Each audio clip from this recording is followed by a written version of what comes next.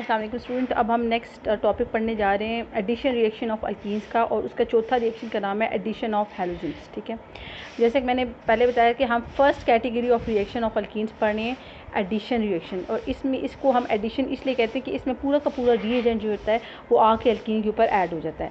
लेकिन अब जो एडिशन रिएक्शन ऑफ हैलोजन की स्पेशलिटी ये है कि इस केस में जो हम रिएजेंट यूज़ कर रहे हैं वो सिमेट्रिकल रिएजेंट है। इससे पहले आपने देखा, मैं थोड़ा सा ब्रीफ रिव्यू, इससे पहले जो हमने पढ़ा था, पहला जो एडिशन रिएक्शन था हाइड्रोजन का, उसमें जो हमने रिएजेंट यूज़ किया था हाइड्रोजन, ये भी सिमेट्रिकल रिएजेंट था। ठीक है, लेकिन नेक्स्ट में जो हमने ऐड किया था हाइड्रोजन हैलाइड, ये एक अनसिमेट्रिकल रिएजेंट था। ठीक है, और उसमें आपको पता है फिर मार्कोनिकॉफ रूल लगता है।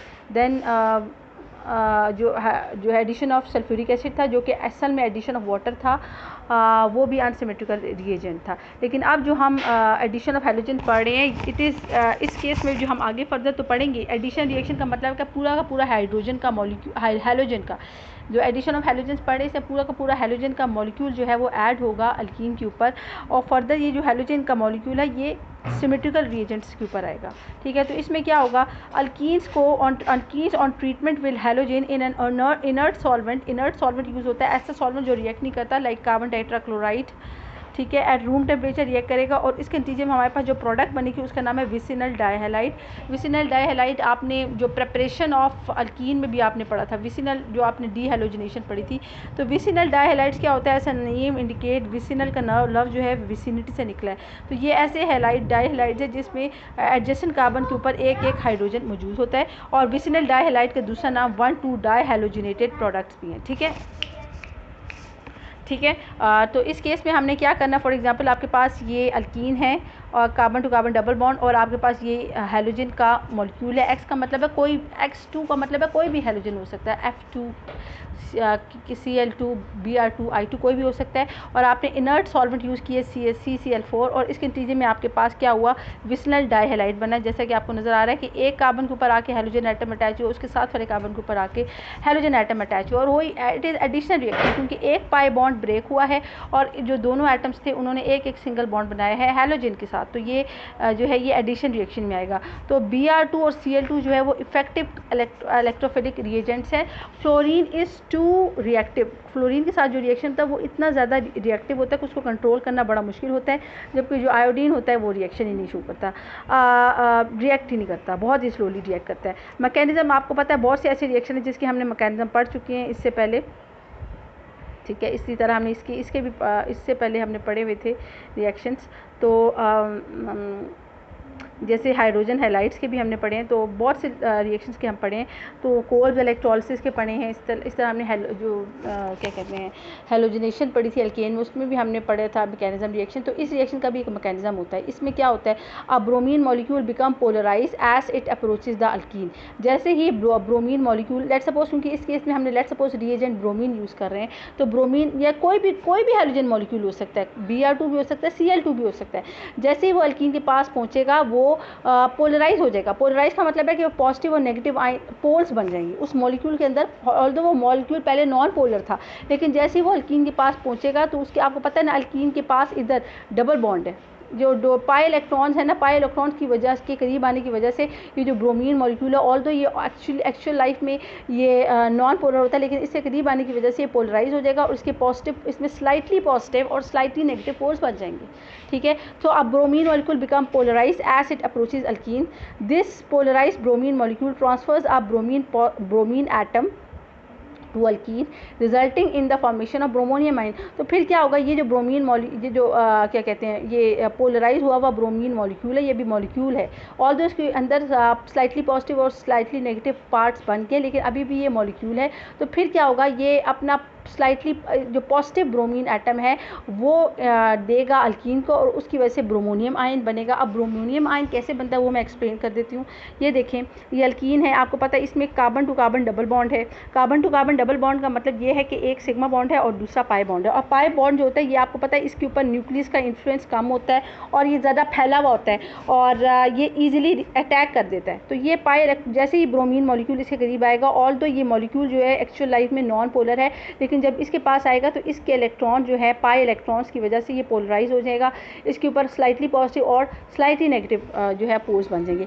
अब इसका बॉन्ड ब्रेक होगा, और बॉन्ड ब्रेकेज भी ऐसे होगा जैसे जो है वो हेट्रोलिटिक क्लीवेज होगा, ठीक है। इसका हेट्रोलिटिक, एक होता है ना होमोलिटिक क्लीवेज जिसमें सेंटर से कटता है, बॉन्ड ब्रेक होता है और एक इलेक्ट्रॉन ए के पास चला जाता है, एक इलेक्ट्रॉन ए के पास। लेकिन जो हेट्रोलिटिक क्लीवेज है उसमें जब बॉन्ड ब्रेक करता है तो एक एटम के पास दोनों इलेक्ट्रॉन चले जाते हैं और एक एटम जो है वो विदाउट इलेक्ट्रॉन होता है, ठीक है।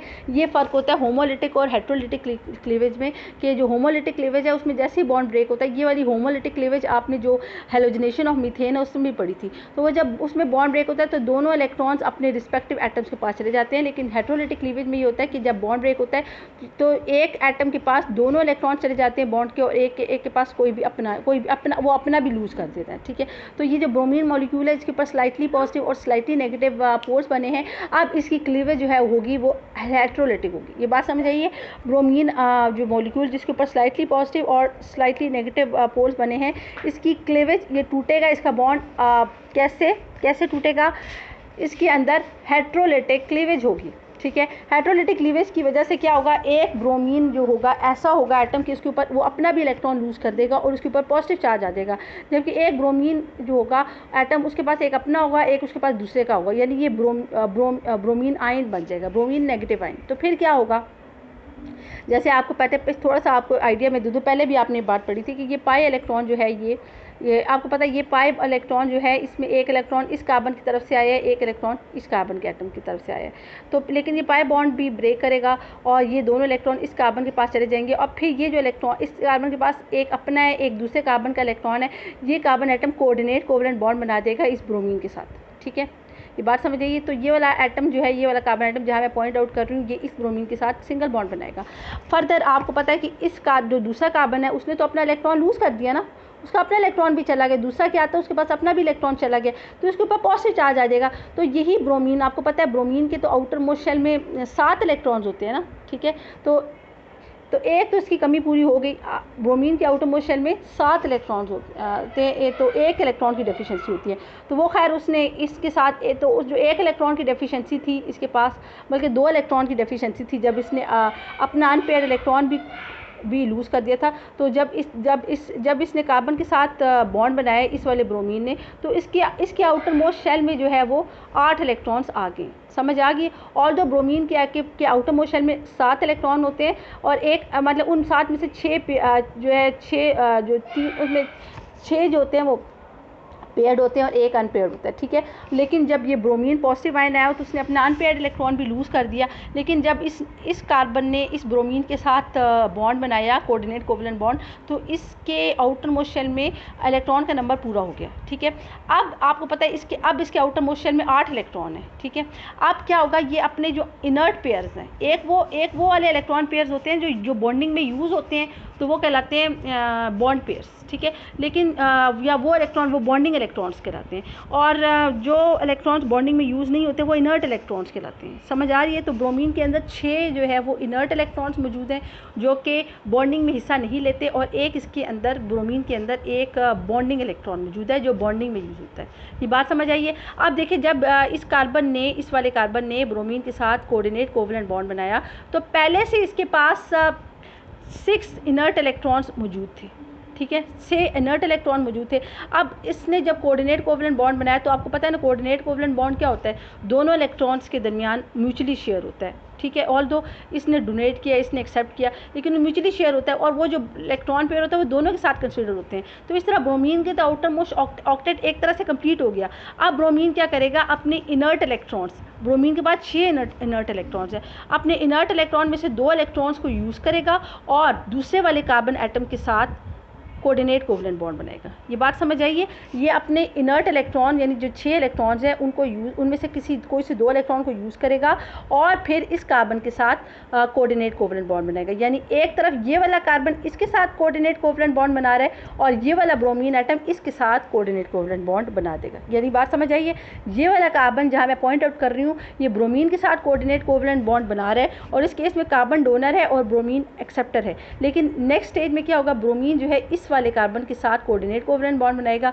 इस केस में ब्रोमीन जो है वो डोनर होगा और कार्बन जो है एक्सेप्टर होगा, ठीक है।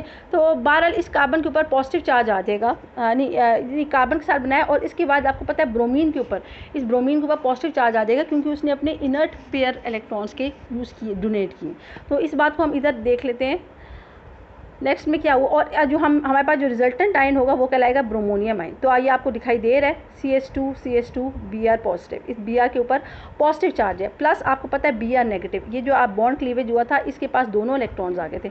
This is a bromonium ion and this is called bromine ion, ठीक है। इसके पास एक अपना इलेक्ट्रॉन, एक एक्स्ट्रा।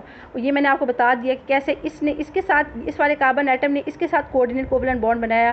इस केस में ये डोनर है, ये एक्सेप्टर है। फिर इसने इसके साथ कार्बन के साथ कोऑर्डिनेट कोवलेंट बॉन्ड बनाया। अब ब्रोमीन डोनर है, ये एक्सेप्टर है, और इसके ऊपर पॉजिटिव चार्ज आ जाएगा। नेक्स्ट स्टेप में क्या होगा जी, अब ये ब्रोमीन एटम, ये जो ब्रोमीन आयन आपको नज़र आ रहा है, ये इस वाले कार्बन एटम सेकेंड कार्बन पे ऊपर अटैक करेगा पीछे की साइड से, आगे की साइड से नहीं बल्कि पीछे की साइड से। समझ आइए, ये वाला ब्रोमीन आयन जो है ये इस कार्बन के ऊपर अटैक करेगा पीछे की साइड से, और इसको अपना, इसके पास एक इलेक्ट्रॉन पेयर है ना एक तरह का, और अपने इलेक्ट्रॉन पेयर को यूज़ करते हुए इस वाले कार्बन एटम के साथ जो है वो कोऑर्डिनेट कोवलेंट बॉन्ड बना देगा। जब ये इसके साथ कोऑर्डिनेट कोवलेंट बॉन्ड बना लेगा तो इसका तो फिर 8 इलेक्ट्रॉन की रिक्वायरमेंट पूरी होगी। तो उसकी वजह से क्या होगा, ये वाला बॉन्ड ब्रेक होगा, और ये वाली जो ब्रेकेज होगी ये भी होगी कौन सी क्लीवेज, हेट्रोलिटिक क्लीवेज, ठीक है। अब क्या हुआ, इस कार्बन ऑलरेडी 2 हाइड्रोजन के साथ बॉन्ड बना रहा था, एक कार्बन के साथ बना रहा था, अब इसने ब्रोमीन के साथ भी कोवलेंट बॉन्ड बना दिया, तो इसके 8 इलेक्ट्रॉन की रिक्वायरमेंट तो पूरी हो गई ना। अब इस बॉन्ड की कोई ज़रूरत नहीं रही। तो अब ये होगा, ये बॉन्ड जो है ये ब्रेक करेगा, और ये बॉन्ड जो है ये हेट्रोलिटिक क्लीवेज के जरिए ब्रेक करेगा, यानी ये जो दोनों इलेक्ट्रॉन है ये ब्रोमीन के पास आ जाएंगे। समझ आइए, यानी कि इनिशियली जो ब्रोमीन के 2 इनर्ट इलेक्ट्रॉन्स यूज़ हुए थे ना इस कार्बन के साथ बॉन्डिंग में, ब्रोमीन के जो 2 इलेक्ट्रॉन यूज़ हुए थे इस कार्बन के साथ बॉन्डिंग में, यानी ब्रोमीन के जो 2 इनर्ट इलेक्ट्रॉन यूज़ हुए थे इस कार्बन के साथ कोऑर्डिनेट कोवलेंट बॉन्डिंग में, और जिसकी वजह से ब्रोमीन के ऊपर पॉजिटिव चार्ज आ गया था, अब उसको वो वापस मिल जाएंगे। तो ब्रोमीन जो है वो उसका जो पॉजिटिव चार्ज है वो गायब हो जाएगा। नेक्स्ट हम स्टेप पढ़ लेते हैं, इधर वही समझ लेते हैं जैसे कि आपकी बुक में है, हम देख लेते हैं। तो इसमें आप ये देख रहे हैं न्यूक्लियोफिलिक ब्रोमाइड आयन। भाई देखिए, जिस स्पीशी के ऊपर नेगेटिव चार्ज होता है वो न्यूक्लियोफाइल ही होता है, ठीक है। तो इसमें ये क्या कह रहे हैं कि nucleophilic bromide ion then attack on carbon of the bromonium ion. ये जो न्यूक्लियोफिलिक ब्रोमीन आयन है, ब्रोमाइड आयन है, ये अटैक करेगा on the carbon of the bromonium ion. Bromonium ion के कार्बन के ऊपर, ब्रोमीन आयन जो है, ये जो न्यूक्लियोफिलिक ब्रोमीन आयन है ये ब्रोमोनियम आयन के कार्बन के ऊपर अटैक करेगा पीछे से, और वही बात है मैंने आपको पहले बताया, bromonium ion to form vicinal dibromide, ठीक है। ये जो है ये इसके साथ इसके ऊपर अटैक करेगा और बॉन्ड बना देगा, और फिर क्या होगा, ये वाला इसको 2 इलेक्ट्रॉन वापस मिल जाएगा, और फिर हमारे पास विसिनल डाइब्रोमाइड, जैसे आपको मैंने पहले बताया हैलोजिनेशन का जो नतीजा है, रिजल्टेंट प्रोडक्ट है वो विसिनल डाइहेलाइड है, और चूंकि इस केस में जो रिएजेंट था ब्रोमीन है तो आपके पास विसिनल डाइब्रोमाइड हासिल होगा। तो इस किस्म का स्ट्रक्चर आपके पास आ जाएगा Br, और ये जो प्रोडक्ट है ये ट्रांस प्रोडक्ट है। क्यों, इसमें एक ब्रोमीन इस साइड पे आके अटैच हुआ और एक उसके ऑपोजिट, दोनों कार्बन एटम है ना, एक ब्रोमीन यहाँ पे आके अटैच हुआ एक साइड पे और दूसरा पिछली साइड से आके अटैच हुआ। तो खैर इसको हम 1,2 डाइब्रोमो इथेन कहेंगे। ये एक विसिनल प्रोडक्ट है। The test is used for a trans product, वही बात है, ट्रांस प्रोडक्ट इज फॉर्म, तो प्रोडक्ट होगी वो ट्रांस है क्योंकि दोनों ब्रोमीन एटम, जो दोनों कार्बन एटम से ऑपोजिट साइड पर आकर अटैच हुए हैं, ठीक है। और ये भी it is used for the detection of double bond. अच्छा, ऊपर आपने ये भी पढ़ा to form vicinal dibromide and the colour of bromine is discharge. आपको पता है ये जो ब्रोमीन वाटर है ये ब्राउन कलर का होता है, और ब्राउन कलर के होने की वजह उसकी ये भी होती है क्योंकि ये ब्रोमीन मॉलिक्यूल होता है जो ब्राउन कलर का होता है, ठीक है। तो जब ब्रोमीन इसके साथ रिएक्ट करेगा तो ब्रोमीन मॉलिक्यूल जो है वो तो अपनी नेचर लूज़ कर गया। समझ आइए, जो ब्रोमीन मॉलिक्यूल था Br2 वो उसकी वजह से जो है वो होता है ब्राउन कलर का, ठीक है। जब ब्रोमीन मॉलिक्यूल अल्कीन के साथ रिएक्ट करेगा तो क्या होगा, उसकी तो नेचर ख़त्म हो गई ना, वो पूरा मॉलिक्यूल स्प्लिट हो गया, तो क्या होगा, उसका जो ब्राउन कलर है वो डिस्चार्ज हो जाएगा। तो this test is use for the detection of double bond, क्योंकि जब भी डबल बॉन्ड अगर मौजूद होगा आपकी अल्कीन, अगर आपके पास अल्कीन है तो डेफिनेटली वो ब्रोमीन को अपने अंदर ऐड करेगा। जब वो अपने अंदर ऐड करेगा तो फिर जारी बात है कलर तो डिस्चार्ज होगा। तो कलर का डिस्चार्ज होना इस चीज़ का निशान है, इस चीज़ का सिंबल है कि आपके पास जो हाइड्रोकार्बन है वो अल्कीन है।